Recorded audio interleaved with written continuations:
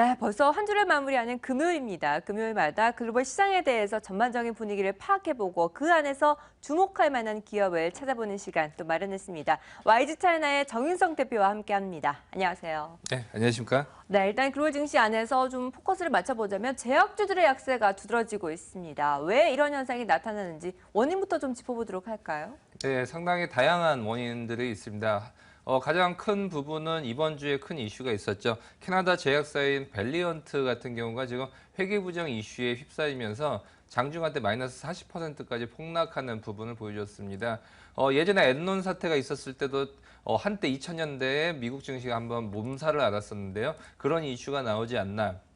그런 우려 섞인 목소리가 나오면서 뭐 증시 전반적인 영향은 아니더라도 최소한 제약주에는 상당히 부정적인 영향을 미치고 있습니다. 또한 미국 대선 의원이죠. 힐러리 후보 같은 경우도 지금 약값이 너무 비싸다라는 얘기를 통해서 글로벌 제약사들을 겨냥하는 것이 아니냐라는 이슈로 인해서 최근 들어서 글로벌 제약사들, 특히 미국 증시에 있는 제약업종들을 보면 한 11%가 하락했던 부분을 볼 수가 있습니다.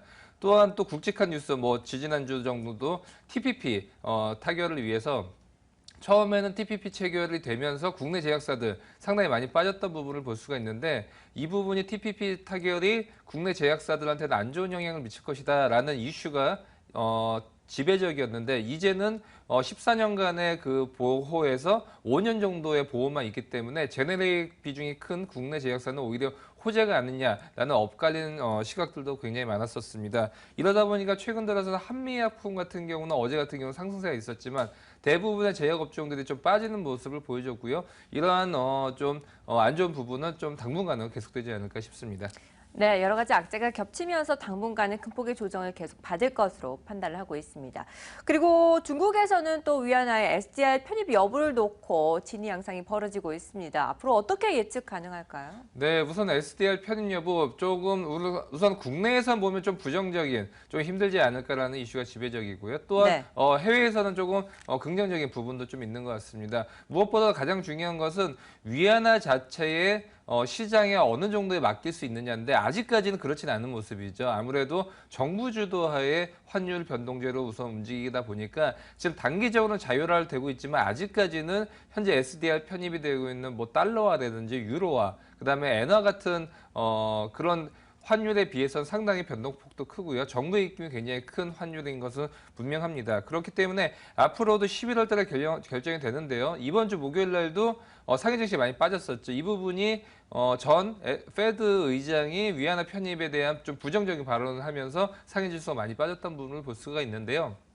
다음 주에도 마찬가지입니다. 이 SDR 편입 여부의 분위기에 따라서 상해 지수의 등락이 있고요. 상해 지수가 등락이 있으면 10시 반부터 국내 지수가 굉장히 큰 영향을 미치죠. 그런 부분도 한번 좀 관심을 갖길 바라겠습니다. 그렇기 때문에 SDR 편입 여부, 우선 만약에 SDR 편입 여부는 뭐 이번에는 안 될지 모르겠지만 시간이 지나면서 위안화의 사용량이 늘어나기 때문에 계속적으로 편입이 될 가능성이 큰데요. 그렇게 됐었을 경우는 초기에는 위안화 약세가 됐지만 장기적으로는 위안화의 사용량을 늘어나면서 강세 쪽으로 가면서 국내에서도 위안화의 강세에 따른 수혜주, 그러니까 중국 내수 관련주들 같은 경우는 한번 관심을 가져보시길 바라겠습니다. 네, 내수주에 관련해서 다시 한 번 더 전략을 제시해 주셨습니다.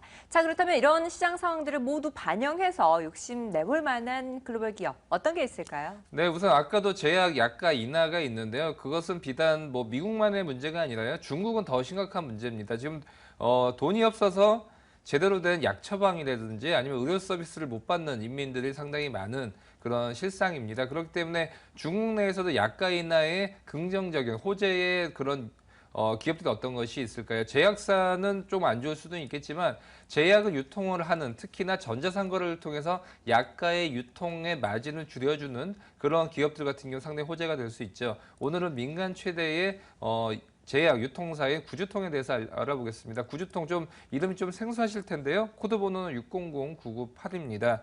이 기업 같은 경우는 지금 전자상거래를 선도를 하고 있습니다.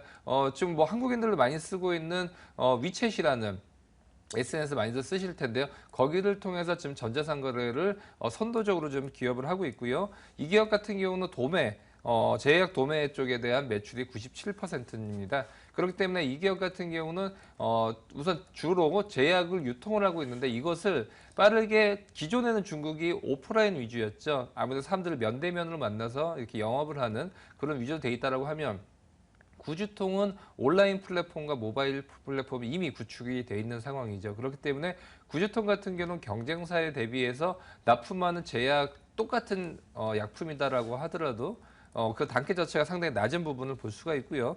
특히나 중국 정부가 약가 인하에 대한 강력한 의지가 있습니다. 중국은 또 미국과는 다르게 일당 체제이기 때문에 중국 정부가 이거 한다라고 하면 하는 거죠. 그렇기 때문에 약가 인하해라고 하고 약가 인하를 하기 위해서는 전자상거래라든지 이런 부분이 필요하겠구나라는 스탠스를 갖고 있기 때문에 구주통의 이런 온라인 플랫폼 같은 경우는 상당히 정부의 수혜를 볼 가능성이 크고요.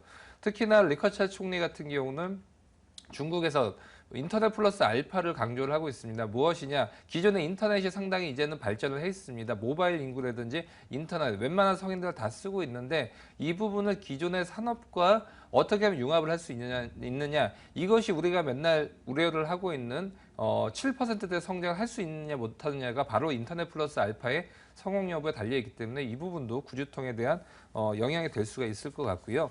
이 기업 같은 경우는 아까도 말씀드렸다시피 지금 최근 들어서 주가가 많이 빠졌다가 조금씩 반등을 하고 있는 그런 모습을 보여주고 있습니다. 네, 알겠습니다. 중국 최대 민영 의약품 기업입니다. 구주통 앞으로 흐름을 잘 지켜보도록 하겠습니다. YG 차이나의 정윤성 대표와 함께했습니다. 말씀 감사합니다. 감사합니다.